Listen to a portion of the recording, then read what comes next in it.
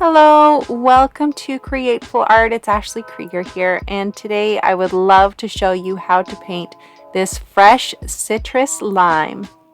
I painted this before with a group of friends, and now I would love to show you how to paint it this time. Before I begin, if you haven't subscribed to my channel, can you hit that subscribe button and the bell next to it? It really helps out my channel so that I can keep giving you these fun tutorials, and then you don't miss out on any content. So what you're going to need is either a canvas panel, a canvas, or you can use watercolor paper and then just layer it with gesso before you begin, and then you have your surface to paint on. So I showed my members how to do this recycled art project, and so I already have 3 colors on my palette, and my Pthalocyan Blue, my Brilliant Blue, and my Titanium White. The next color I'm using is my magenta. This is a medium magenta. If you don't have this, you can use your Quinacridone Magenta and just add a little bit of white to lighten it. You do not have to have the same exact colors that I have. The most important part of this painting is just to play and have fun. And yeah, you'll want the lime color, so you'll want the lime green and the green color, but everything else is just whatever you want. So you can pick some of your favorite colors. So I'm using emerald green, and then I have yellow green. You'll want to have a primary yellow like yellow azo or cadmium yellow. Emerald green can be made with your Pthalocyan and your yellow. Then take that green and mix more of that yellow with it, and you'll get your lime green. This is cadmium red light hue. This is made with your Quinacridone Magenta and your yellow. Add some more yellow and you get this nice orange. Now I'm going to grab my cobalt teal and my ivory black. So these are all the colors that we're using in this month's palette. If you have the pure colors, great. But if you don't, let me show you how to mix some of them. Take your cadmium red hue and your yellow to get that medium orange. You can see that that's an easy mix to match. For the teal color, grab your brilliant blue and then some of your yellow. Just a little bit goes a long way.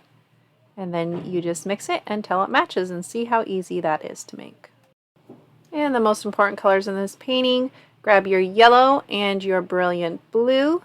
And you're going to make that green, the emerald green, super easy, right? So it's nice to have the pure colors, but you don't need them. And then you want to add more yellow to get the lime green. In fact, it's mostly yellow, so you don't want to have a whole lot of the blue color. And then you want to add some white to it, and that lightens it, dulls the color down, and gets you that lime green. Super easy. So always, you can mix all the colors that you need with 5 main colors. I've listed them in the description, or you can get the pure colors like I have, because I have a lot of colors. Now you can go ahead and grab your 1/2 inch flat wide brush. Choose one of your warm colors, so it could be red, orange, yellow, or that magenta. I'm going to use the magenta just because that's one of my favorite colors, and then you just get that color down. And that's it. Like, it doesn't matter how you put it down, just cover your background with that color with whatever brush strokes that you want. It's going to be mostly covered, so it doesn't really matter.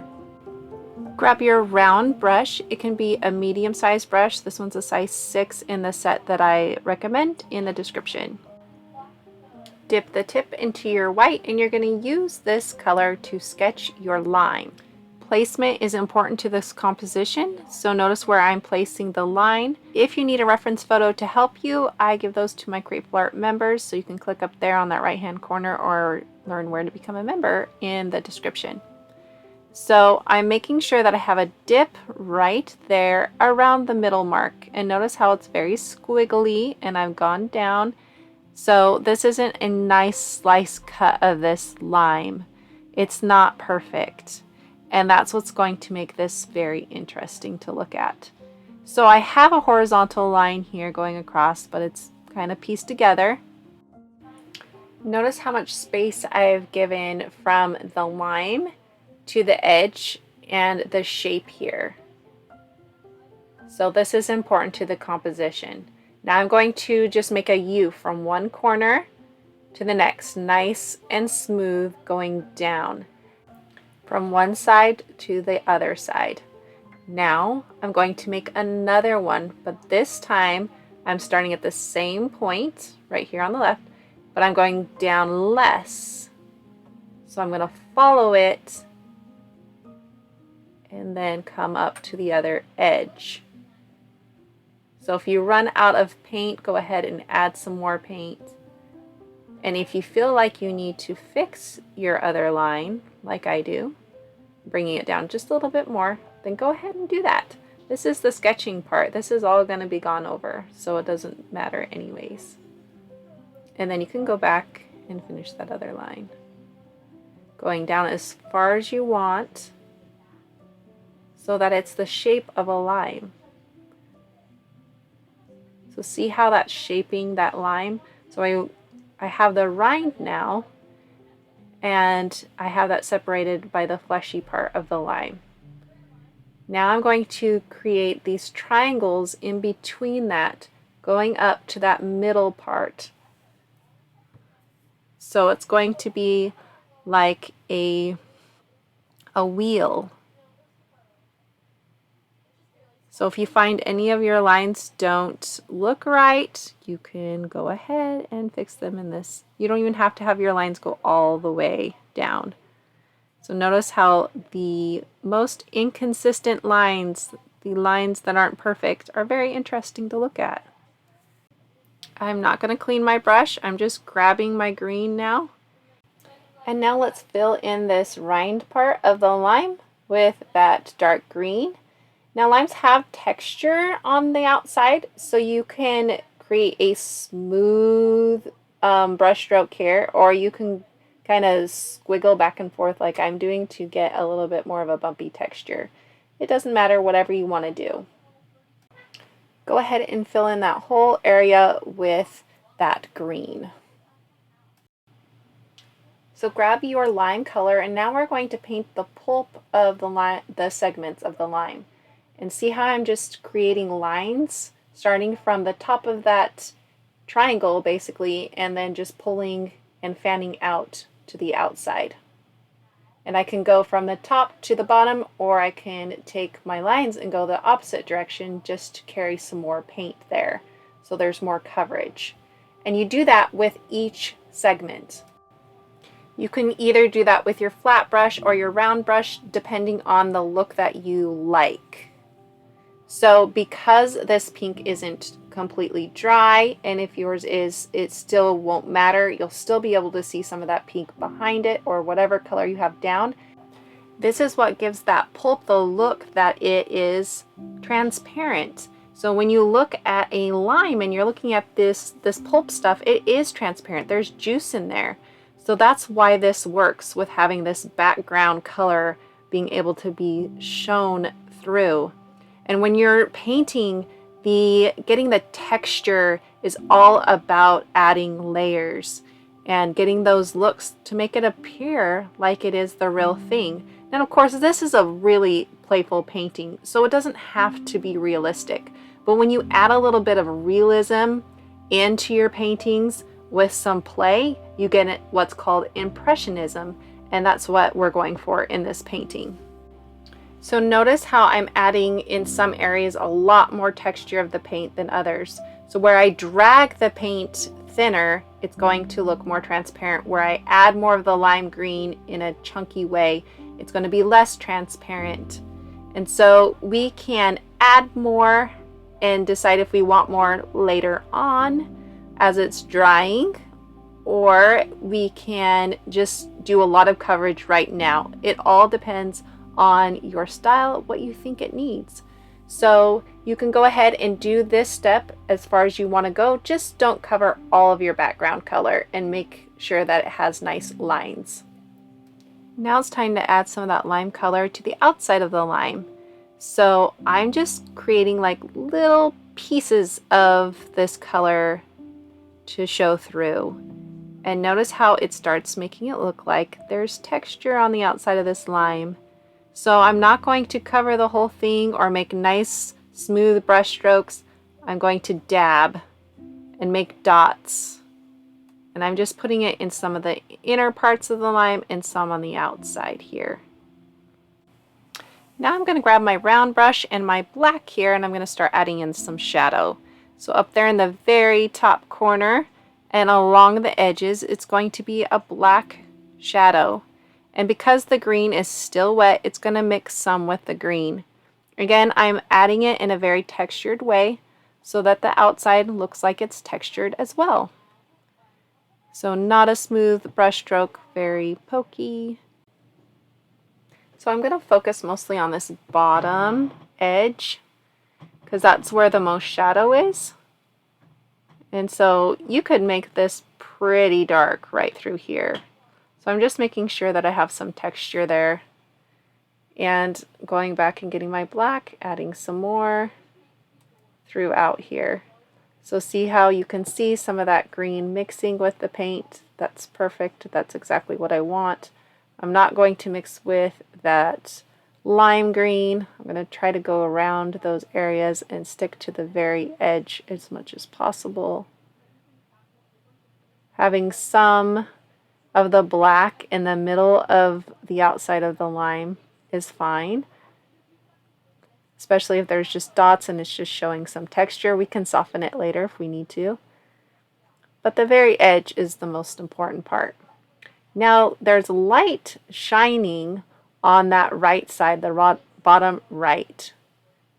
So now I'm going to create the shadow down here because when there's light, there's shadow. So there will be shadow underneath the lime. So on the left, I make that line. And then the shadow dwindles on the bottom right.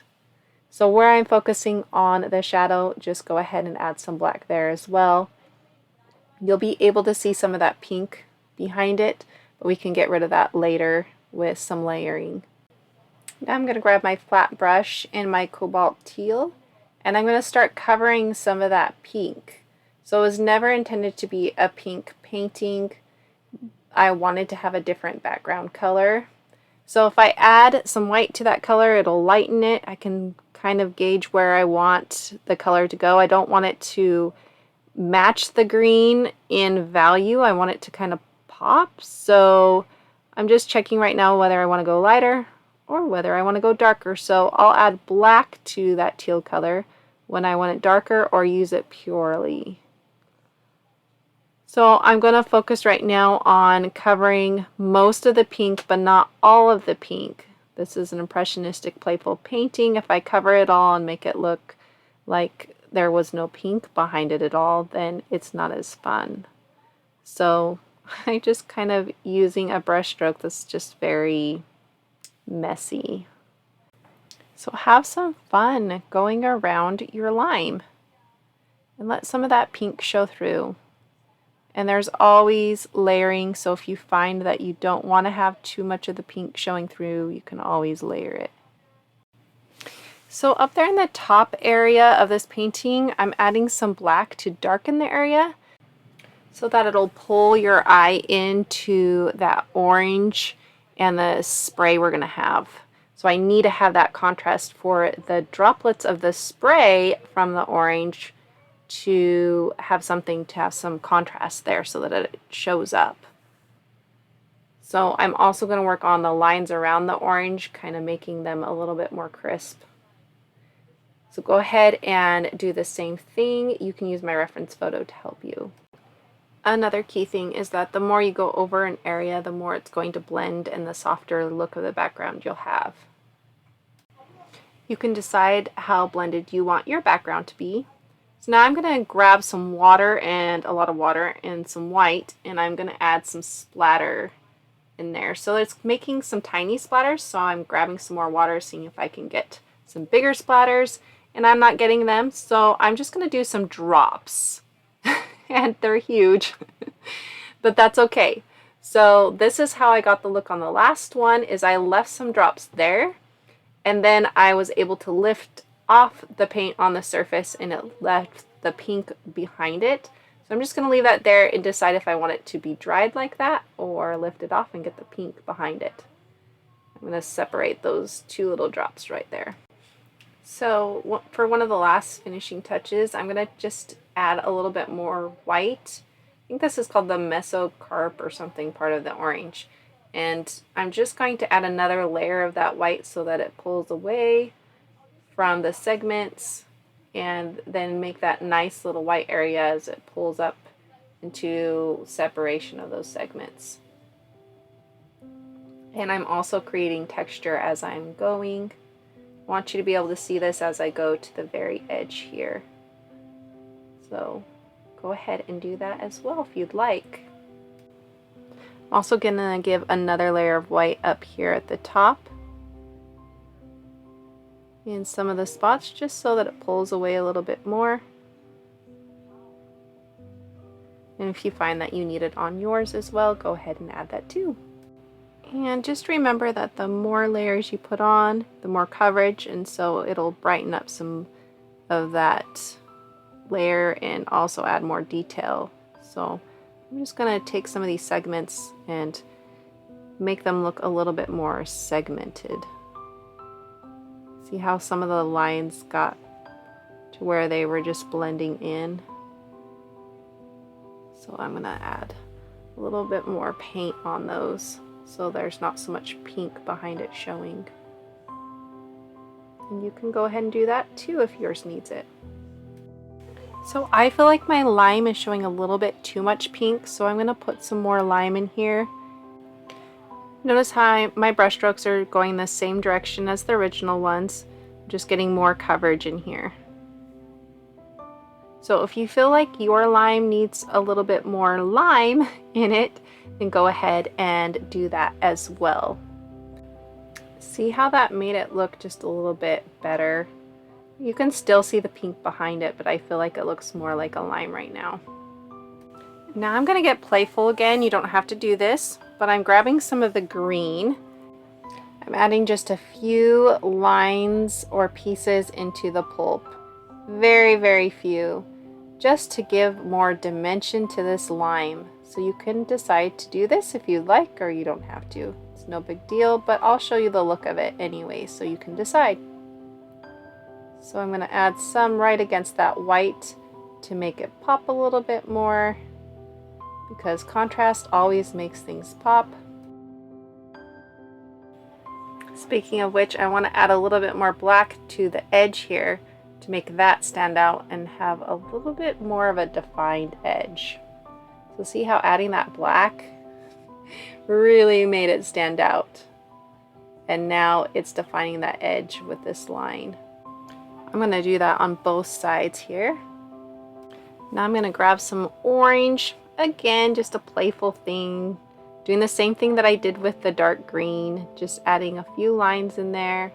Color now. I'm going to use that orange color now and add some seeds. So I'm just putting some ovals right there at the top. And I'm going to add just 2 of them. Put in however many seeds you want and however many orange little added touches you want in your lime. Now I'm going to grab my pure yellow and do the same thing, just adding some yellow lines in there. You can add as much yellow as you want to your pulp. The more yellow you go, the more it kind of looks more realistic to a lime, just because when you open up a lime, they are quite light in yellow inside. So you can take it as far as you want towards realism, or you can be impressionistic like I'm going and playing with colors. So it just depends on your preferences.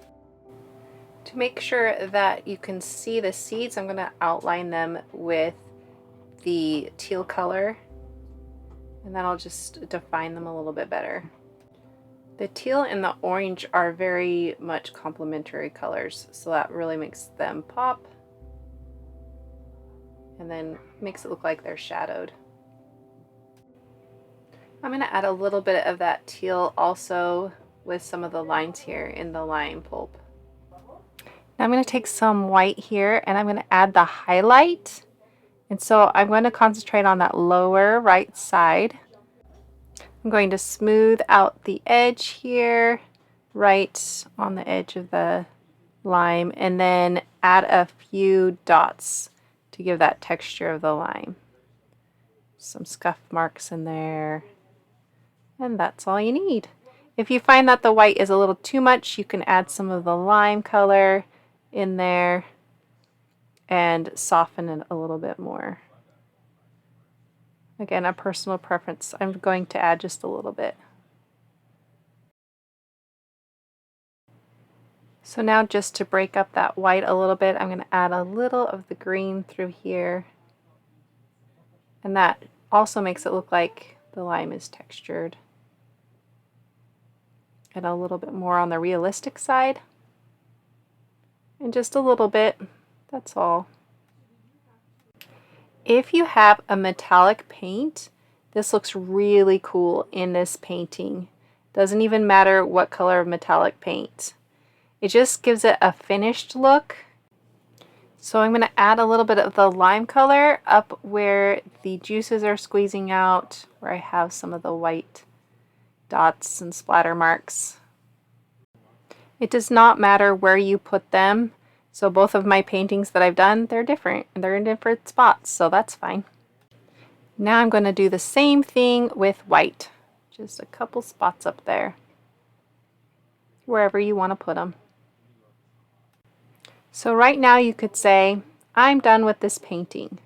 Or if you have some things that are bothering you, you can work on them. So one of the things that I want to do is soften and smooth out this background a little bit more and get the black or the darkness on the edges. So I want it to be just as dark as the shadow on these edges, so I'm going to work on that for a little bit. And adding another layer to this background also is just going to make it look a little bit softer. So you don't have to do this if you don't want to. This is a personal preference. Another thing I think will look cool is adding some of that pink coming out like that. And I might even mix some of the metallic paint and give it a shimmer. So if you don't like it, don't do this either. So that these ending steps, they're all about just looking at your painting and deciding what you love and keeping those. And if you don't like something, then changing it. And that's just what I'm doing right now. So I'm trying to get that lime to pop out just a little bit more, and having the pink against that lime really does that. One of the things that is bothering me is the shadow. I want to soften it. So I'm just going to add some gray to it. Now I'll add some of the magenta with the metallic paint mixed in some random places. So I just recommend keep working on it until you absolutely love it. And it doesn't matter if it looks the same as mine. This painting doesn't even look the same as my first one exactly. And that's what is fun, is that they turn out different every time, and it's just fun and playful to let go and not have to copy something exactly. So have fun expressing yourself in your painting. Add anything you want, any colors you want. You may find that you like to have more perfect brush strokes, or you like to have a smoother painting, or that you go towards realism or abstract, or you like just different colors than me. Take it your own direction, and then it'll feel like it's more yours and you'll love it more, I promise. Once you're finished, don't forget to sign your work. You can do it on the painting if you'd like, or on the back of your painting. Thank you so much for painting with me. If you have any questions, let me know in the comments. I love it when you share your finished paintings with me. You can do that on Instagram. Just tag me, Createful Art. And please share this channel with your friends so that we can share the love and joy of painting with more people. If you would like weekly art lessons and the reference photos, there's a link right there in the upper right corner and one in the description, or you can go to patreon.com/createfullart. And you can watch more videos if you like, and I will see you in my next video. Bye!